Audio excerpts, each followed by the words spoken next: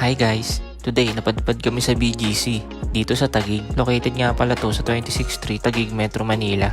Ang ganda ng color ng combination ng restaurant to, pastel colors. Nakaka-relax yung ambience. Sa loob, puro gawa sa kahoy, ang chairs at tables. Ang simple lang ng design, pero ang syala tignan, parang pangyayamanin. Sa cashier, meron silang mga Russian tea cookies, mini sugar cookies, chocolate chips, shortbread, 275 pesos. Meron din silang mga desserts na cake. May Bicol Express din na gawa sa santol at iba't ibang sugar-coated cookies for 99 pesos. Iba't iba din ang mga design.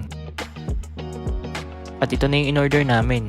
Roasted beef belly, truffle cream solo, tsaka French onion soup. Sabi sa amin ni chef, maraming pwedeng combination sa pagkain ng roasted beef. Pwedeng sa kanin yung normal lang, pwede sa white sauce at gravy.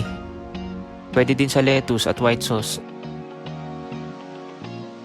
Yung truffle sobrang creamy, di na naubos ni Mrs. Kaya nag-lettuce na lang siya.